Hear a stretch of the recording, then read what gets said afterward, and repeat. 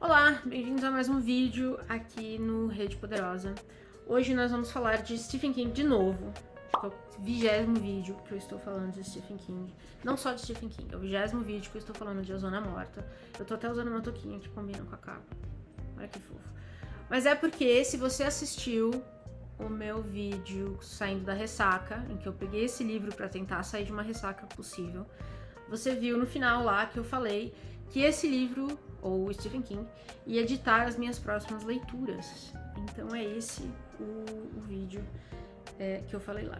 Então basicamente o que acontece? Nesse livro aqui, o Stephen King cita vários autores e vários livros, e aí eu fui anotando à medida que ele citava, e eu escolhi alguns para ler. Então o Stephen King hoje vai decidir o que eu leio, e esse é o vídeo.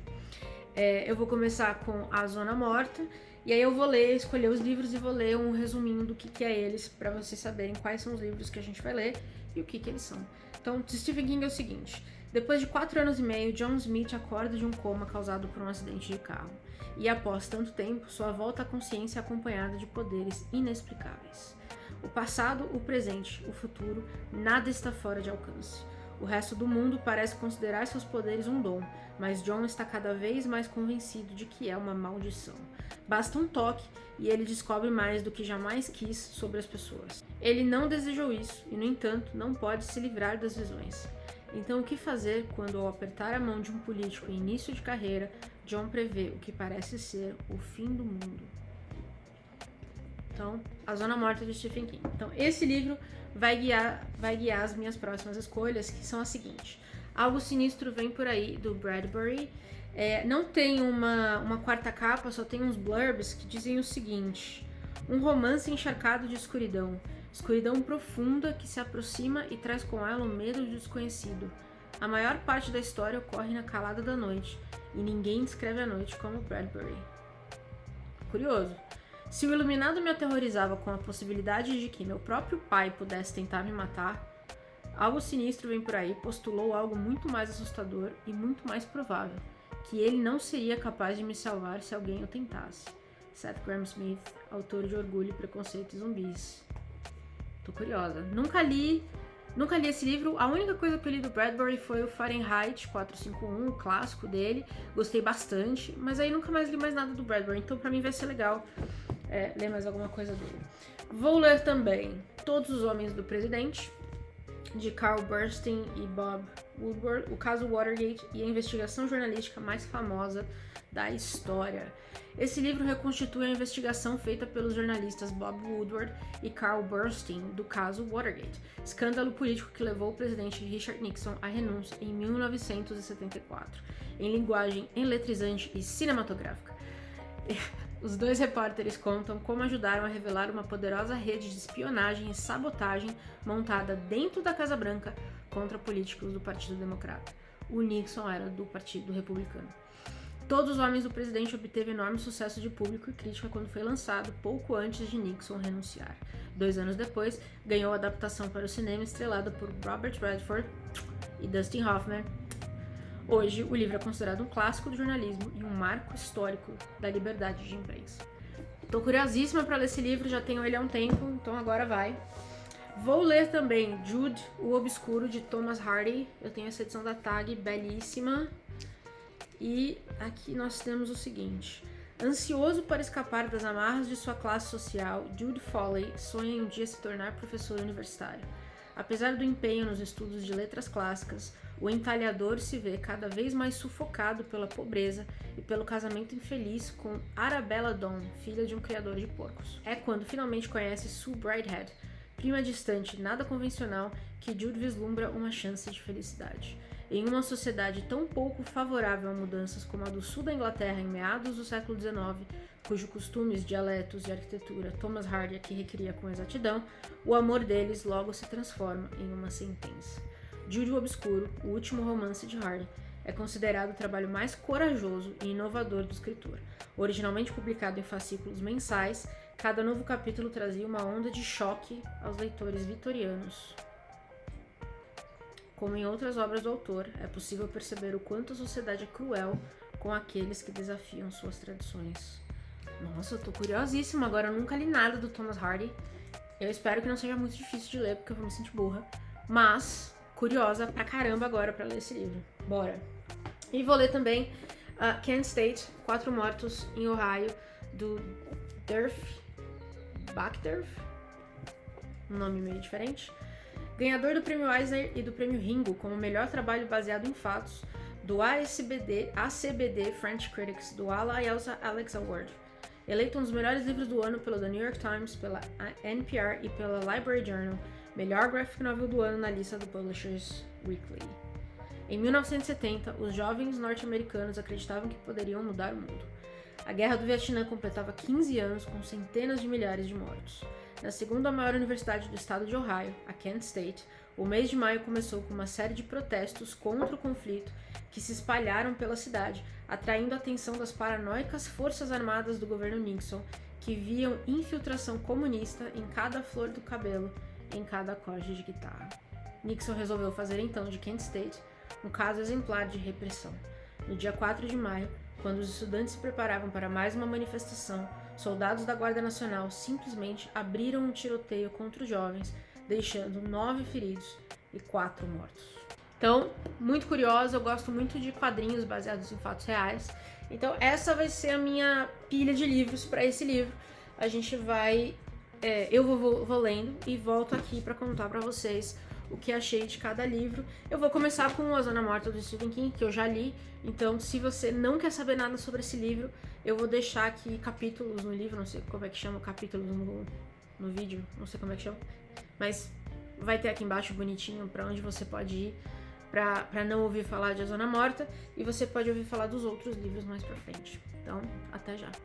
Pois bem, falando um pouquinho então sobre A Zona Morta de Stephen King, que é o primeiro livro que eu li desse vídeo aqui, e na verdade é o livro que deu o tom para todo esse vídeo.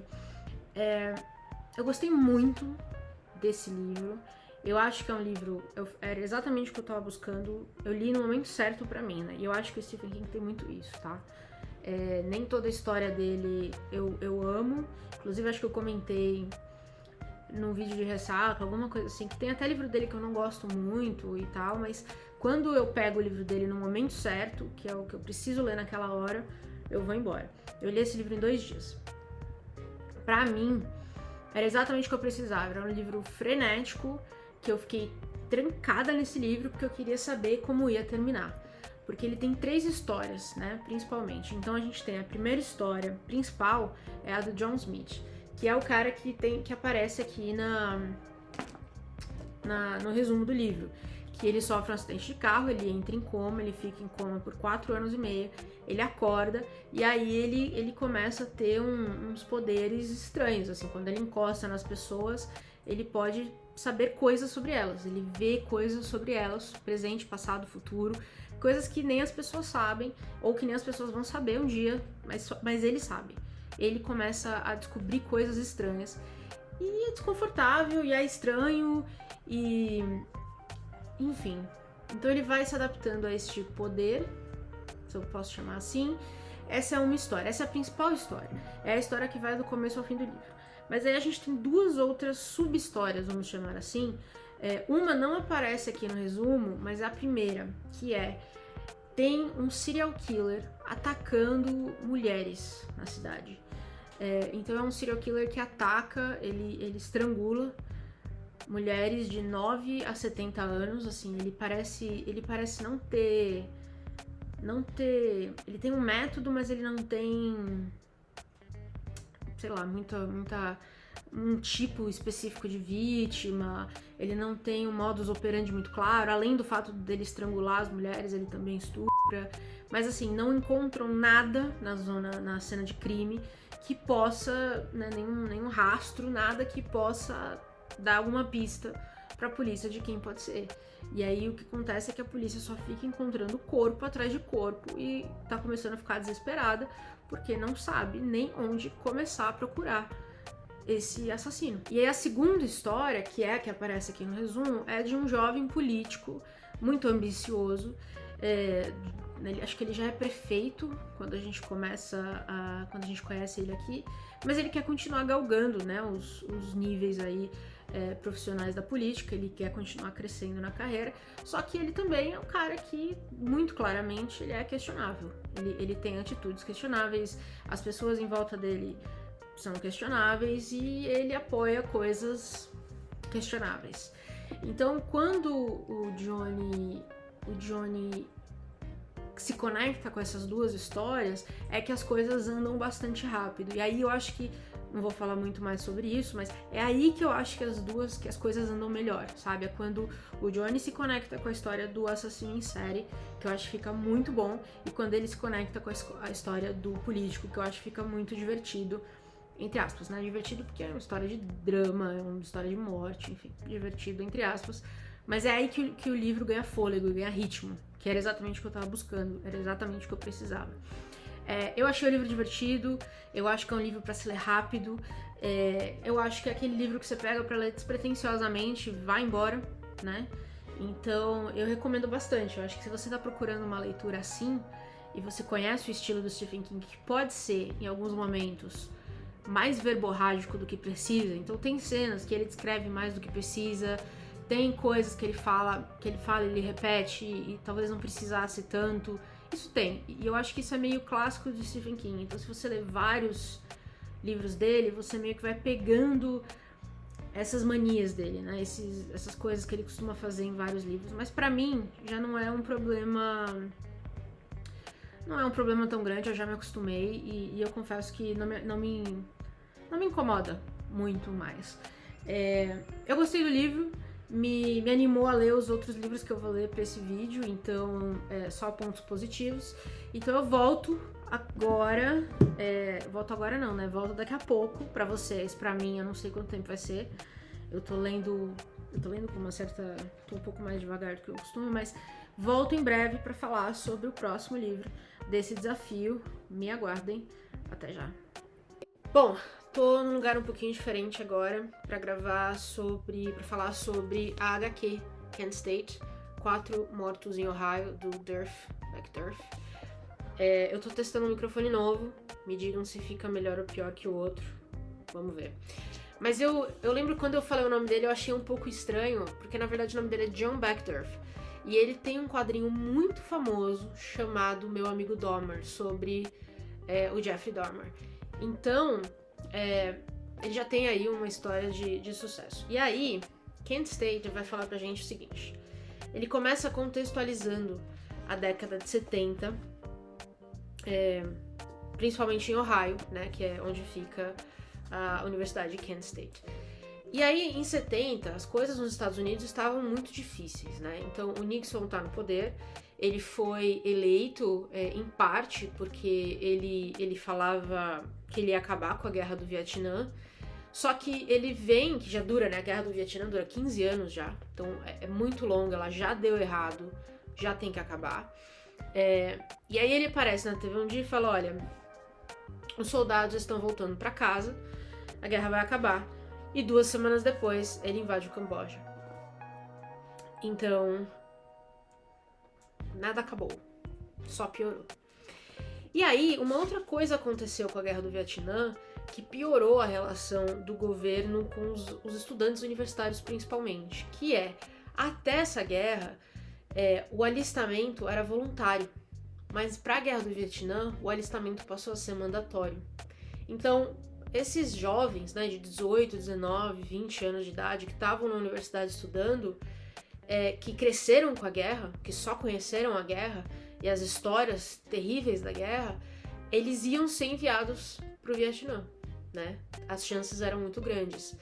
E se eles não quisessem ser enviados para o Vietnã, eles seriam presos. Então as opções que eles tinham eram muito poucas, né? Eram pequenas, porque você podia ou fugir do país, ou virar um fugitivo dentro do seu próprio país, ser preso, ou ir pro Vietnã. Então, não era um momento muito divertido, né? E quando o Nixon vem a público e fala que invade o Camboja, os estudantes percebem que eles vão precisar de mais gente pro exército. Então, o recrutamento vai aumentar. Então, os estudantes começam, que já estavam, na verdade, né, fazendo várias passeatas anti-guerra, no país inteiro, os estudantes começam a ser muito mais ativos nessa conversa, né? A se organizar com muito mais afinco, vamos dizer assim. E aí, num quadrinho, deixa eu mostrar pra vocês, não sei se vai dar pra ver bem, mas a gente tem blocos de texto em que ele vai contextualizando as coisas pra gente. Porque além de tudo isso que estava acontecendo, a Guerra Fria continuava, né? Então os Estados Unidos continuavam na Guerra Fria com a Rússia e o governo americano vivia uma paranoia insana de que agentes infiltrados soviéticos estivessem trabalhando no governo, que os alunos, que os universitários estivessem sendo treinados pelos soviéticos para fazer mal ao governo. Enfim, era uma paranoia tenebrosa. E o que isso fez foi com que o governo colocasse informantes e infiltrados nas universidades de várias organizações de segurança. Então a CIA, o FBI, a Guarda Nacional, todas essas entidades de segurança do Estado estavam infiltradas nas universidades do país para entender o que os estudantes estavam fazendo. Então, assim, é uma HQ, eu achei muito boa pra contextualizar o que aconteceu. O Beckdorf escreveu aqui em 2020, então escreveu, 30, 50 anos, depois, demorei pra fazer essa conta, né? 50 anos depois do que aconteceu. Ele teve acesso a muita documentação que veio, né, depois do que aconteceu em Kent State. E aí ele vai narrando, né, todo esse contexto, ele vai explicando, ele nos apresenta alguns alunos, a gente vai conhecer um pouco da vida estudantil, como é que tava, como estava tenso, clima super tenso, o estado de Ohio estava passando, assim, o governador estava tentando a reeleição, então ele já estava no limite ali, já estava ansioso para fazer alguma coisa, até o fatídico day, até o fatídico dia em que as forças armadas cercam a universidade, né? Então, na verdade, a gente passa aqui por 4 dias. E no último dia, o que acontece é que as forças armadas perdem o controle da situação e, em dado momento, eles começam a atirar. E aí eles matam 4 alunos e ferem outros 8. 2 deles ficam paraplégicos para a vida inteira. Então, logo depois que isso aconteceu, chocou o país inteiro, né? Porque não tinha acontecido isso antes, ainda mais porque ninguém sabia quem tinha dado a ordem para atirar. Porque durante os anos seguintes e até hoje, ninguém sabe quem deu a ordem para atirar. Ninguém sabe como que o tumulto começou. Ninguém sabe de onde a polícia saiu, de onde a polícia teve a ideia, da forma como eles fizeram. Primeiro que foi tudo errado, mas como que a polícia chegou onde ela chegou e por que ela saiu atirando naquele momento. O Beckdorf entrevistou ex-alunos, ele pesquisou dados, tem uma pesquisa extensa, pelo que ele diz, que aconteceram nos anos seguintes ao que teve aqui. Inclusive teve uma comissão do Senado para investigar, não chegou a lugar nenhum. Então, assim, 50 anos depois, não tem resposta. Muita coisa ainda não tem resposta. Então, acho que é uma HQ que vai te contar muito do contexto. Eu acho que explica super bem. Abri sem querer, mas isso aqui já é num dia do tiroteio. Se dá pra ver. Traço simples, preta e branca, bem objetiva. E eu achei muito boa, de verdade.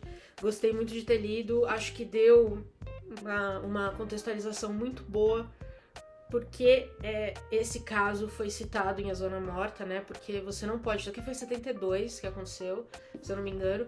E você não pode negar... Em 70, desculpa. E você não pode negar que marcou aquela década. Outra coisa que eles comentam aqui é que o Richard Nixon tinha uma reputação de ser sujo. Desde a década de 50, quando ele concorria aos cargos menores do governo.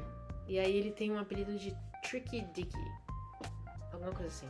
E aí eu fico pensando se, né, A Zona Morta, eu comentei que tem um político nojentão, né, sujão mesmo. E eu fico imaginando se aquele político não foi inspirado no Richard Nixon, porque é muito do contexto de A Zona Morta, a gente foi aprendendo, né, que saiu, né, do governo Nixon. Enfim, algo a se pensar. Muito boa experiência de leitura, gostei de ter lido. E agora eu vou para o próximo da nossa listinha. Até já. Pois bem. Eu tô muito feliz que eu li esse livro. Muito feliz. Muito feliz. Esse aqui é um daqueles livros que estão na minha lista de ler antes de morrer. E finalmente eu li. Basicamente, Todos os Homens do Presente não é uma história nova, né? É uma história já conhecida. A gente vai acompanhar as investigações do Carl Bernstein e do Bob Woodward, que eram dois jovens repórteres do The Post, que era um jornal de Washington, né? Da capital do governo americano, que até mais ou menos essa época que ele era um jornal meio tido como de segunda categoria, assim, não era um jornal muito conhecido. E aí veio o Ben Bradley, que era um editor, e ele meio que revolucionou o jornal. Ele reorganizou a editoria e meio que relançou o jornal. Ele era o editor que trabalhava com os dois aqui. E o Bob e o Carl, eles tinham em torno de 28, 29 anos cada um. Então eles eram jovens, não só no sentido da palavra de serem jovens, mas eles eram jovens jornalistas também. Então, um belo dia, eles chegam no trabalho e aí eles descobrem que o comitê democrata no prédio Watergate foi invadido. E aí é uma história meio... né, que coisa bizarra, quem que vai invadir o comitê democrata? É ano de eleição, tem tanta coisa acontecendo nesse país. E 5 homens são presos e aí eles começam a puxar um fiozinho dessa história. E só eles, no começo, parecem interessados nessa história. Tem muita coisa na história no começo, né, que parece mal explicada. Principalmente pra eles, assim, quanto mais eles perguntam, mais perguntas eles têm, né, menos respostas eles encontram. E assim, na página 50, né, o livro tem 400 páginas, na página 50, eles já ligaram a invasão do Comitê Democrata com o comitê de reeleição do Nixon, que era o presidente na época, concorria à reeleição e estava, assim, muita gente dizia já reeleito, ele estava muito à frente do candidato democrata nas pesquisas, assim, ele já estava meio que dado como reeleito. De fato, ele foi reeleito. Então, era muito estranho, né, que um cara que meio que já estava com a eleição ganha corresse o risco de perder tudo invadindo a concorrência, basicamente. Né? Corresse o risco de cometer um crime. E aí eles continuam puxando esse fiozinho. No começo, os outros grandes jornais, né, o New York Times, que acho que era o maior jornal do país na época, talvez hoje ainda seja, meio que desacredita um pouquinho da história, os outros jornais não dão muita trela, e ignoram a história por um tempo, até que é impossível ignorar mais, né, porque começam a surgir cada vez mais sujeira de tudo isso que eles estão buscando. As conexões com a Casa Branca começam a ser impossíveis de ignorar. E vai subindo cada vez mais alto, até chegar no próprio presidente. Foi uma investigação que durou 2 anos. Nesse meio tempo, né, era um ano de eleição, quando começou, o Nixon foi reeleito e depois saiu e, né, perdeu o mandato. Antes de sofrer o impeachment, no caso. Então, o livro todo se concentra nesse trabalho de investigação, né, porque na época jornalismo investigativo não era muito conhecido, então eles foram muito pioneiros nesse sentido, principalmente investigação contra o governo, né? Um governo tão forte ainda. Então eles são reconhecidos como um dos primeiros casos em que uma pesquisa jornalística derruba um governo. E derrubou o gabinete inteiro quase do Nixon. Então virou meio que uma regra de como uma investigação jornalística deveria acontecer. E assim, com coisas bem específicas, tipo, você tem um fato comprovado por uma fonte e você tem que ter outra fonte completamente não conectada com a primeira e sem interesses conectados com a primeira fonte, que também confirme a mesma informação. Então, esse tipo de coisas que são, eu diria, até um pouco mais técnicas, que eles estabeleceram nessa investigação, que virou meio que o padrão jornalístico da época. E eu não sei se isso ainda é verdade hoje, mas eu sei que houve uma época em que universidades, né, aulas de jornalismo, estudavam esse livro, e, por consequência, o filme também. O filme, eu assisti o filme muitos anos atrás, eu gostava muito do filme, e aí eu revi depois de ler o livro. Eu acho que o filme, ele edita muita coisa, porque é sempre assim, né? O filme ele vai ter que tirar muita coisa, porque assim, a gente tá falando de 400 páginas, a gente tá falando de 2 anos e meio de investigação, de correr atrás de coisa, de reveses que eles têm que lidar. O filme não vai conseguir cobrir tudo isso, é impossível. Então, o filme tirou muita coisa que eu, pessoalmente, achei interessante no livro. Por exemplo, os dois aqui, o Woodward e o Bernstein, não se entendiam muito no começo, eles demoraram pra construir a confiança mútua. No filme é quase que instantâneo. Eles colocam ali um pouquinho de... eles batem um pouquinho de cabeça no começo, mas é muito rápido. O que mais? Eles quase foram presos uma hora aqui, quando eles estavam investigando, que eles entraram em contato com o júri, isso é ilegal, e eles fizeram tudo errado. Então também teve muita coisa que eles fizeram aqui, como era a primeira vez que alguém estava fazendo algumas das coisas que eles fizeram, que eles aprenderam do pior jeito possível, que eles não deveriam ter feito. Foi interessante acompanhar os erros também, e eles são muito abertos quanto a isso. Então eu acho que tiraram isso, né, tiraram grande parte disso do filme. Então eu diria que se você tem interesse na história de Watergate, vale a pena ler o livro, né? Você vai ter mais detalhes sobre a investigação do que só no filme, tá? Vale a pena.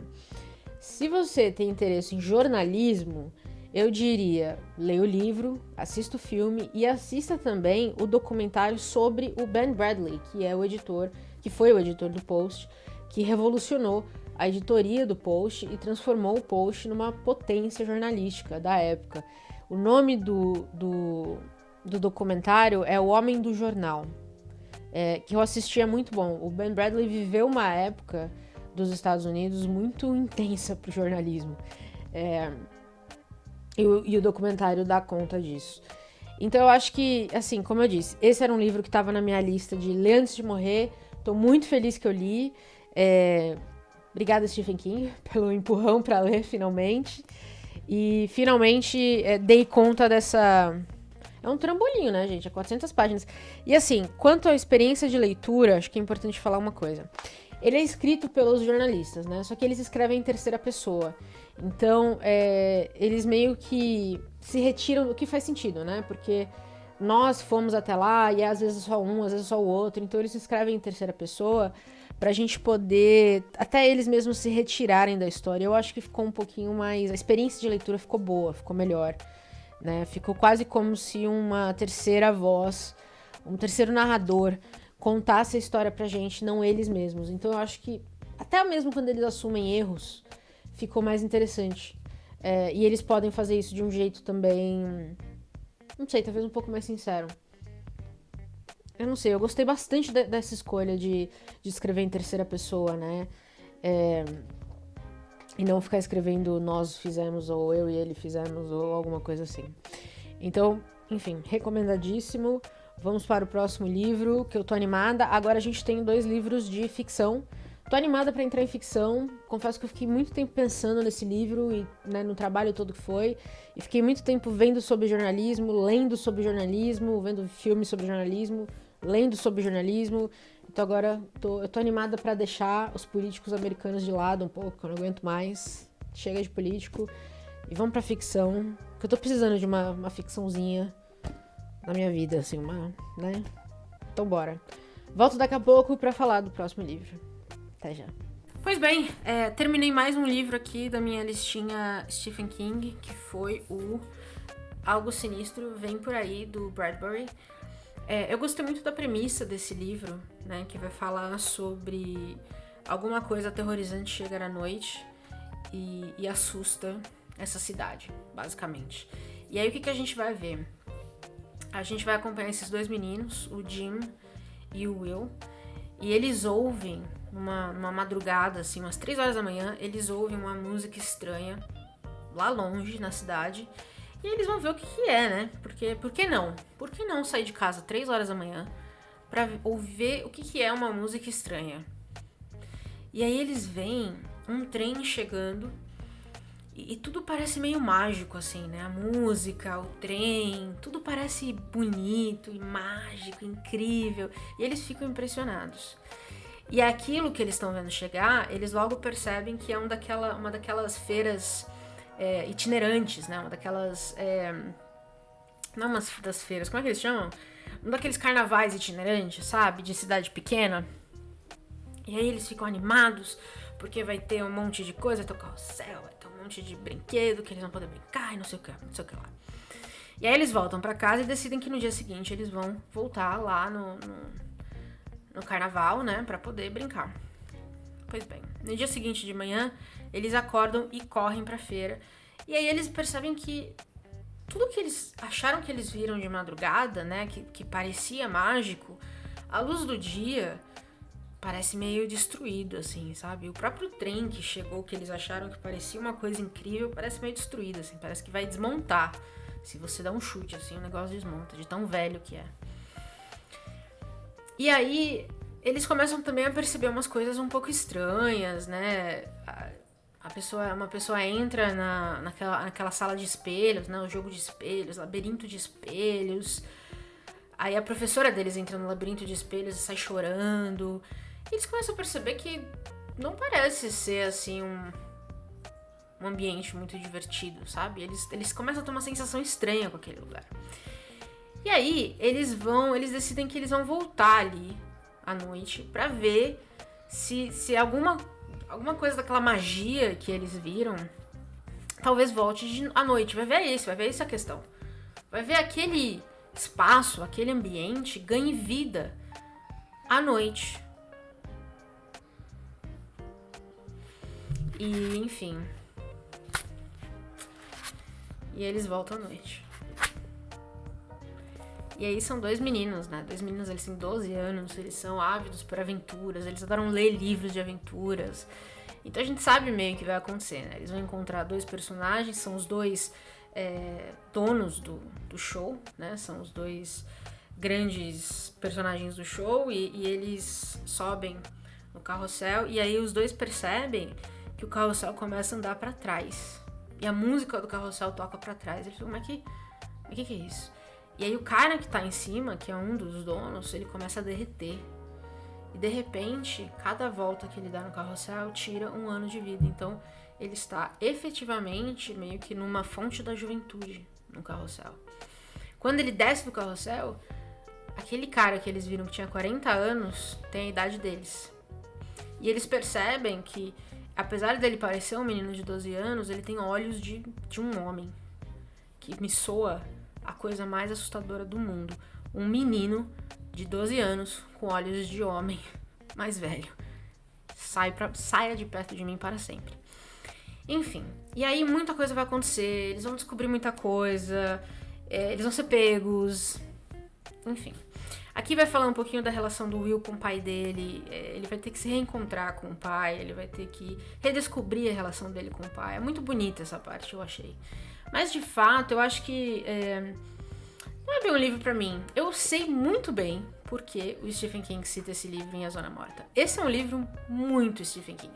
Quem leu ou assistiu It, a primeira parte de It, pelo menos, é muito parecido, né? Porque é uma história que dois jovens precisam superar seus próprios medos, vão viver uma aventura, né? Pra superar esses medos e talvez vão redescobrir alguma coisa dentro deles mesmos, né? Ou dentro das próprias famílias.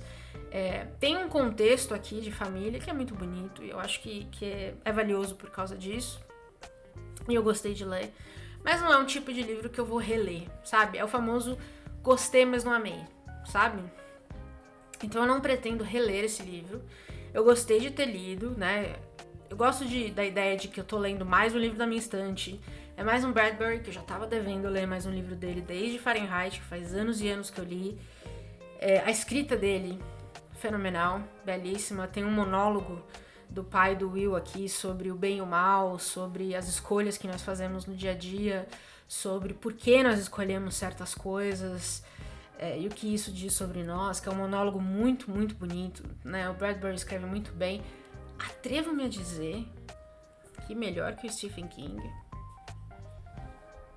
Não briguem comigo, tá? Aqui nesse livro, pelo menos, tá bom? Eu prometo. Mas é um livro que eu não pretendo reler. É um livro que provavelmente vai aparecer no meu próximo Unhaul, eu diria. Eu acho que eu vou mandar pra biblioteca e espero que talvez um menino de 12 anos encontre uma aventura aqui pra ele.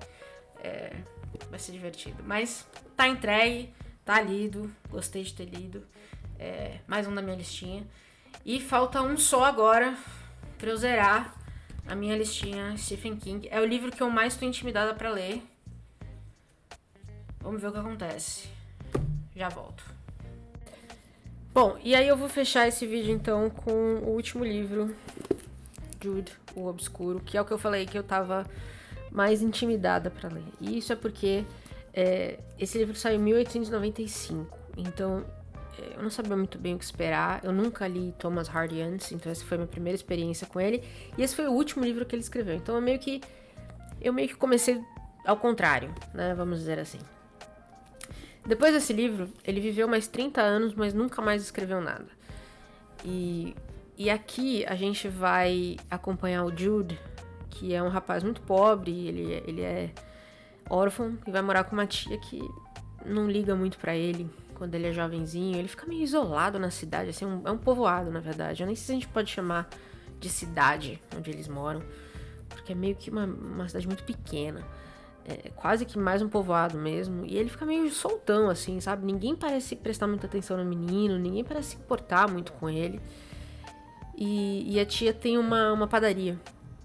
Ela vende pães. E ele de vez em quando ajuda ela na padaria. E à medida que ele cresce, ele começa a se interessar muito pelos livros, né? Uma coisa que marca muito ele, logo no começo do livro, é quando ele se despede do mestre do povoado, que ele tá indo pra uma cidade próxima que chama Christminster, que é uma cidade que foi inspirada em Oxford. Então é uma cidade que moldou grandes mentes do país, né? Mentes, né, legais, mentes legalistas, na verdade, não legais. Moldou filósofos, moldou, né, teólogos. Ele tem muito interesse em teologia. À medida que ele cresce, ele vai se interessando mais por teologia. Na época, era um grande assunto, né, a ser estudado. E ele começa, como ele é muito pobre, ele não tem muito vislumbre de um dia ter um futuro de estudo. Ele começa a estudar muito sozinho. Ele pede por esse professor na outra cidade mandar para ele 2 gramáticas, uma do grego e uma do latim, e ele começa a estudar sozinho. Ele vai aprendendo tudo sozinho, ele lê tudo que ele pode, e ele aprende muita coisa por conta própria. Então ele é meio que ele é um autodidata de muita coisa. Mas um país um país como a Inglaterra, já naquela época não era um país assim de muitas oportunidades para quem quer crescer sozinho, né? É um país muito engessado. Então, o Jude é muito pobre. E essa pobreza também é um grande impedimento para ele conseguir ser quem ele quer ser. Esse é um grande livro sobre a busca, eu acho, sabe? De você estar sempre buscando algo, você sempre desejar algo e não conseguir. Ele conhece a Arabella Dawn, que é filha do criador de porcos da cidade. E ela... como é que eu posso dizer? Ela dá um golpe nele. Não é o golpe da barriga. É o golpe da barriga falsa, mais ou menos. Ela diz que tá grávida pra eles casarem. E depois ela diz que se enganou. Depois que eles já estão casados. E o problema é que não existe divórcio, né? O divórcio é muito complicado nessa época. É um processo muito difícil. E pelo que eu entendi, só o homem pode pedir divórcio. E o casamento é muito triste desde o começo, assim. Ele é muito... eles não se amam. Ela é muito... ela tem também grandes ambições. Ela percebe muito rapidamente que ele não é o homem que vai suprir essas ambições pra ela. E aí ela cansa dele e larga ele. E vai embora. Então o casamento dele dura menos que o da Kardashian com aquele jogador de basquete. Acho que durou 70 dias. Acho que o dele durou menos. Então ele fica sozinho e tenta começar do zero. Ele vai pra Christminster, né? Essa cidade que sempre teve esse aspecto meio de sonho pra ele. E ali ele tenta ser alguém. É isso que ele quer. E ali ele vai se encontrar com a prima dele, a Susanna Brighthead, que é de um outro lado da família, que pelo que eu entendi, os dois lados da família se odeiam. Se odeiam muito, assim. Mas eles dois se dão muito bem. E vocês sabem, né? Nessa época aí na Inglaterra tem essa coisa de primos, às vezes. Então eles se apaixonam. E esse é o resto da história. Não vou contar muito mais. Mas o que eu posso dizer é uma história muito lenta. A construção dos personagens é muito, muito, muito devagar. Então se você espera... Eu acho que tem muito de um estilo meio de 15 anos, assim, sabe? Não tem muita coisa que acontece. Acho que tem muito mais coisa que acontece em Dickens. Tem vários enredos que meio que acontecem em paralelo. Aqui não tem. Aqui você vai acompanhar o Jude e tudo isso que tá acontecendo na vida dele. Mas lá quando tá faltando umas 50 páginas pra acabar o livro, e aí a gente tá falando de umas 400 páginas, ó, acontece uma grande tragédia que muda tudo no livro. Muda toda a história que a gente achava que já tava meio que definida. Então esse aqui é um livro pra você ir acompanhando com calma, pra você ir vendo as tentativas e erros do Jude, essa coisa de você correr atrás de um sonho que parece inatingível, de você tentar tudo, de você não deixar de sonhar, ou talvez se desesperar. Enfim, eu li um comentário no Goodreads sobre esse livro que diz assim: se você está com uma leve depressão e você precisa ler, ou se você está com uma leve depressão e precisa saber de uma vida que está pior, de alguém que está pior que você, esse é o livro, uma coisa assim. E eu acho que é bem isso mesmo, sabe? Porque o Jude, ele tá sempre na pior. Qualquer pessoa que comparar a vida própria com a dele tá sempre na pior, assim. Ele tá sempre envolvido, ele tá sempre na pobreza, ele tá sempre sofrendo, ele tá sempre correndo atrás de alguma coisa que ele parece que não alcança. Tem sempre essa coisa de desejar alguma coisa que não vem. Eu acho um livro muito pesado, na verdade, né? Pra mim, pelo menos. E aí eu tava intimidada porque eu achei que ia ser um livro mais difícil, pelo tempo que ele foi escrito e tudo mais. Não é tão difícil quanto eu esperava. A leitura flui até que super bem. Eu acho que mais o que vai pegar é a lentidão dele, para algumas pessoas. Eu não acho que é um livro para todo mundo. Mas eu gostei muito de ter lido esse livro. E definitivamente eu quero ler mais do Thomas Hardy. Foi um livro que, quando saiu, causou uma comoção muito grande, porque ele fala muito ele questiona muito religião, ele questiona muito o casamento, né, como contrato, né, essa coisa de você precisar estar casado contratualmente, que na época era uma coisa muito forte, e causou um furor quando saiu o livro, e ele não gostou das críticas, e por isso que ele nunca mais escreveu nada. Então, esse foi o último livro, efetivamente, que Thomas Hardy escreveu. E esse livro na TAG foi recomendado por ninguém menos que Fernanda Montenegro. Não sei se vai dar pra ver.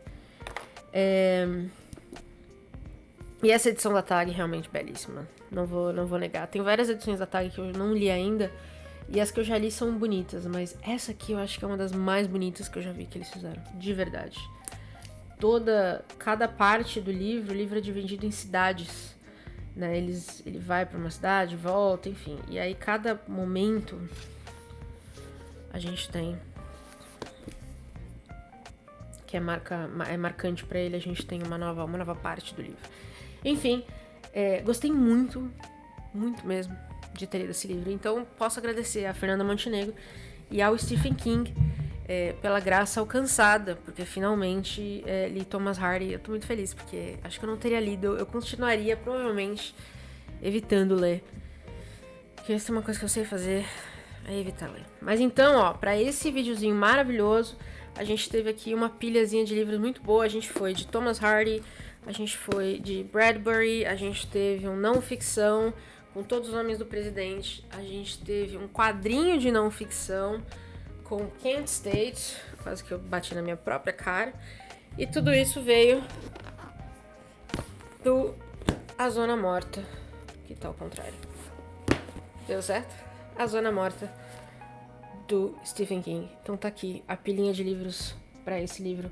Eu gostei demais, demais mesmo. É muito divertido poder ler esses livros que, na verdade, se você olhar, não tem nada a ver um com o outro, além do fato de que eles são citados pelo Stephen King em A Zona Morta. Então é muito divertido fazer esse vídeo dessa forma. Quero fazer mais, então vou ficar de olho nos próximos livros que eu leio, se eles citam outros livros, livros que citam os livros. Alguma coisa desse jeito.